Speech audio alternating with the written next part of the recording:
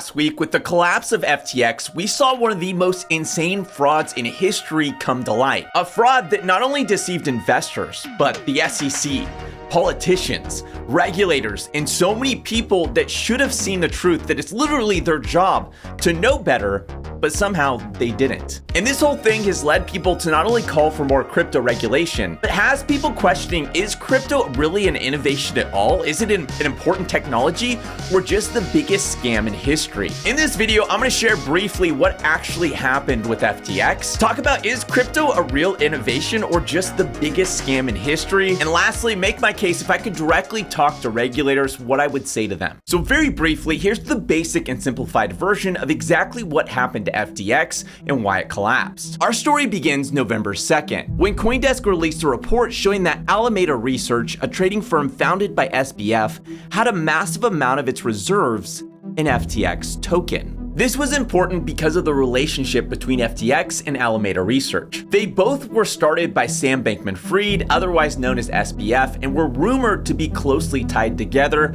although they always denied those rumors. And the report was essentially just a red flag that potentially there could be bigger issues brewing under the surface. This led CZ, the head of Binance, another crypto exchange and an early investor in FTX, to say on Twitter, "Due to the recent revelations that have come to light, we've decided to liquidate any remaining FTT on our books." Now, there's a lot of speculation around CZ's motive for making this post and doing this. I, of course, don't personally know what the reason was. Maybe it was just proper risk management. Maybe it was his way of jabbing his rival and trying to cause damage to FTX. But one thing's for certain, and that's that nobody could have predicted what would happen next. Rumors started swirling that potentially FTX could be insolvent. This was just, at the time, pure speculation. Nobody had any specific knowledge that they were insolvent. It's just that fear started to spread, people started to freak out, and they started to jump to sort of the worst possible scenario, which was that FTX would be insolvent. Of course, a lot of people at the time, when they heard this, thought that this was ridiculous. The idea that FTX, one of the world's largest crypto exchanges, would be insolvent when these things just literally rake in money was kind of an absurd idea. Regardless, people started to freak out, and the price of the FTT token started to collapse, and people started withdrawing their funds from the FTX exchange. Alameda and SBF responded to all this by basically saying that user funds were fine, they had enough money to cover all their deposits, and they would just keep processing withdrawals, and really this was not a big issue. However, not even 24 hours later, FTX ends up pausing all withdrawals, claiming that essentially they have a liquidity issue, but that all the assets really are there. They're just having trouble processing the withdrawals at basically the speed that the withdrawals are coming out, but that all user deposits are safe. There's really not a big issue. All assets are there. They're just temporarily pausing withdrawals till they can figure out this liquidity crunch they were going through. At the same time, there was this huge shock announcement that Binance would be acquiring FTX, that they were going to come in and solve this liquidity crunch issue, that everyone was going to be saved. Binance was going to come in. The only caveat was that Binance wanted to take a look at the books just to make sure nothing was horrifically wrong. As long as everything was good and there was no major issues, then Binance was going to buy FTX and everyone was going to be saved. However, the very next day after Binance gets the chance to review the books, they immediately back out of the deal. Considering Binance is one of the wealthiest exchanges on the planet, the fact that they backed out of the deal, that whatever they discovered in looking at the books was too big of an issue for even them, this led a lot of people to believe that something was seriously wrong with FTX. SBF then went knocking on just about everyone's door that he could, trying to raise funds to cover this hole that seemed to be in the balance sheet of FTX, and rumors soon started circulating that the hole in FTX's balance sheet was somewhere around $10 billion.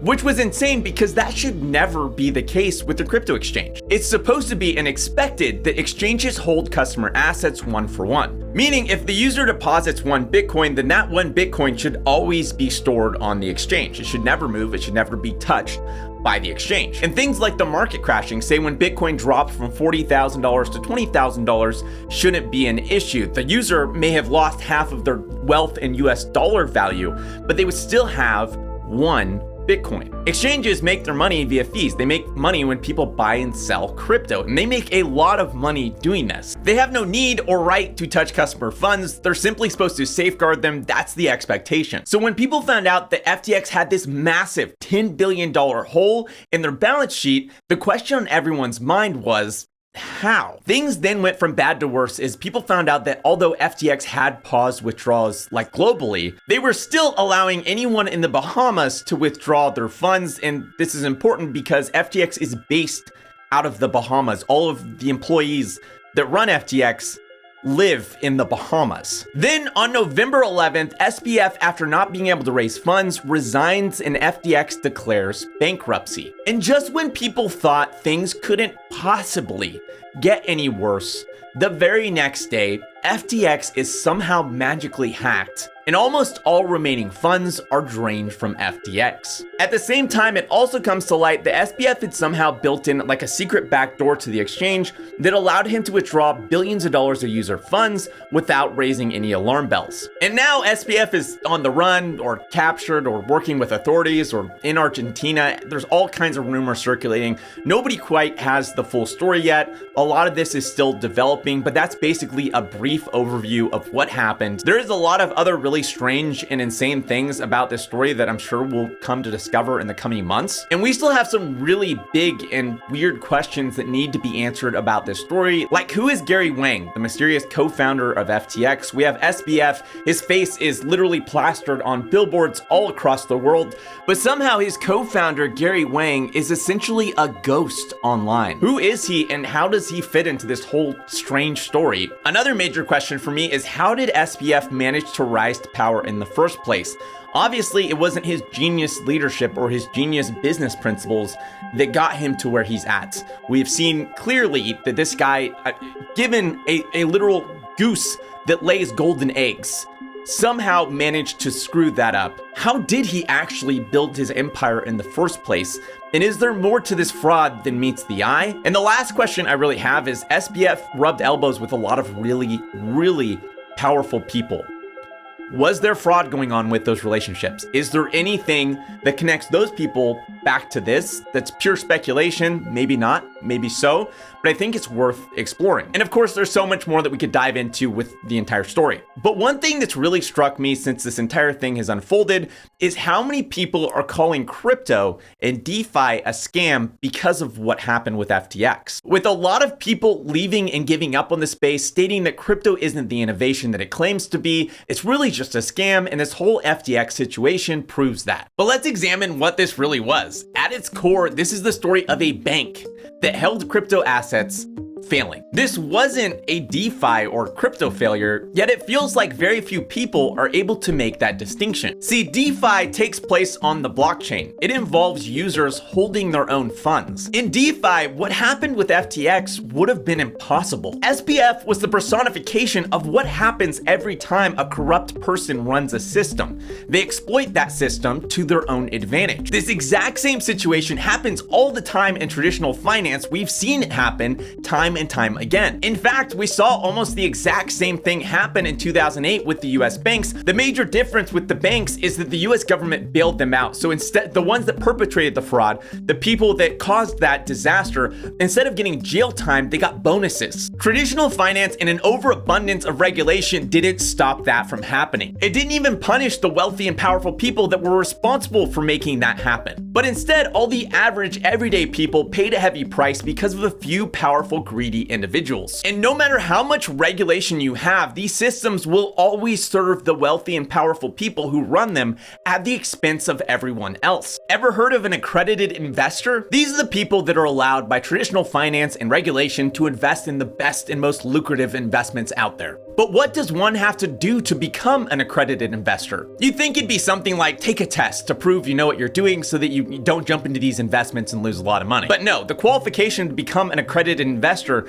is that you need to be wealthy. Literally, you have to make over $200,000 a year or have over $1 million net worth to become an accredited investor and have access to the best investment opportunities out there. Otherwise, you could be a genius investor, but because you're poor, you're not allowed to access these opportunities. Under our current financial system and regulation, that's the qualification to become accredited. You have to be rich. How in the world is anyone okay with that? How in the world is that considered fair? How did regulators in our traditional financial system come to the conclusion that in order to have access to these opportunities, you can only get access if you're rich? Crypto and DeFi, in contrast, are free and open to everyone. And while sure, lots of people have lost money in crypto, it has made more average people multimillionaires than anything else I know of by simply leveling the playing field and giving the average person the same opportunities that the wealthy and powerful people get every single day. You might say, but crypto's dangerous, and look at all these people who've lost money. We have to surely protect those people. But my response is we have no problem with people going to Las Vegas and gambling away every dollar they have, where the odds are literally stacked against them in favor of the casinos. We don't feel the need to protect people from themselves and losing money when it comes to that. Also, at what point did the US government become everyone's parents?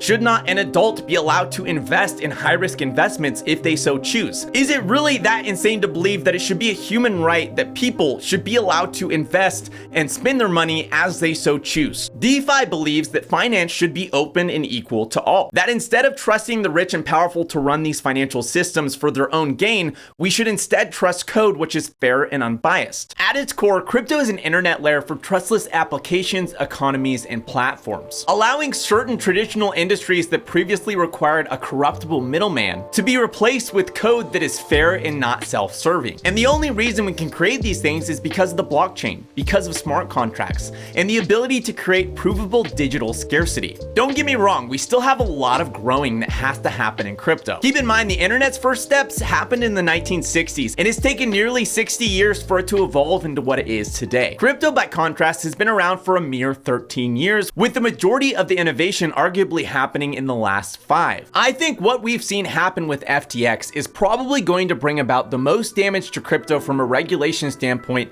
we've ever had. Unfortunately, most politicians and regulators will likely not take the time to distinguish between DeFi and FTX, which, like I said, was essentially just an offshore bank that held crypto. So it's up to us who believe in the mission of crypto to speak up and make sure that these regulators, make sure that these politicians understand the distinction between FTX and DeFi, crypto and blockchains and smart contracts, and they regulate it properly instead of putting out bad regulation. So here's a couple things I would say if I could speak directly to regulators. 1, centralized crypto exchanges should be regulated, and already are, but I'm sure there's ways to improve this. I think it's wise though to consult and work with the good actors in the space to fine-tune this regulation. One person I personally think would do a great job at this would be Brian Armstrong from Coinbase. He believes deeply in the crypto mission and has been around in the space since the really early days. Number 2, there needs to be regulatory clarity for the crypto space in the US. What is the security in the crypto space and what isn't needs to be directly defined. The current method of regulation by enforcement is driving the industry out of the country,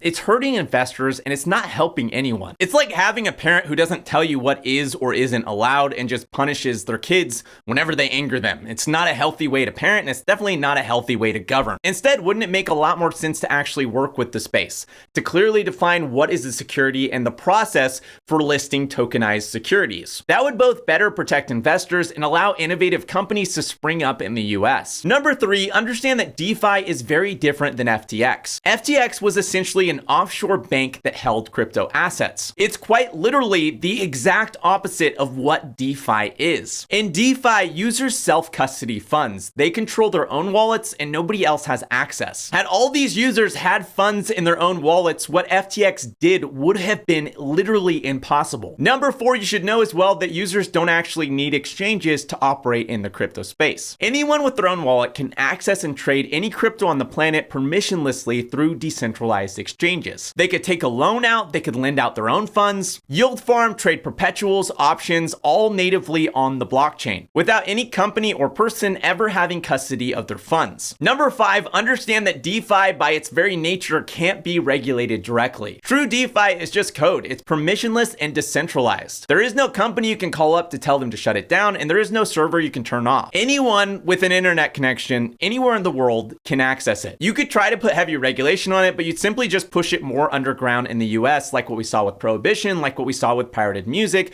You would just make it more difficult to protect investors. Lastly, remember that when the internet was first gaining traction, most people could not see the value or what it would grow into. After all, it required owning this specialized machine, spending 30 minutes trying to connect to the internet. Once you connected to the internet, you couldn't use your phone line, and when you would load up a page, it would take a solid 30 seconds to a minute for that page to load, and generally, it was just text. It was slow, clunky, and had a horrible user experience, and at the time faced these hurdles that seemed near impossible to overcome, and very few people could imagine this internet growing into anything useful. However, today we couldn't imagine a world without the internet, and as a society have experienced immense prosperity and innovation because of it. It has quite literally changed the course of human history. Today in crypto, what is a bad user experience, slow and inefficient, will almost certainly be something that is unrecognizable 2 decades from now. That's because that's how compounding innovation works. Things today that seem impossible 10 or 20 years from now will be commonplace. And crypto certainly has the funding, the talent, and economic incentive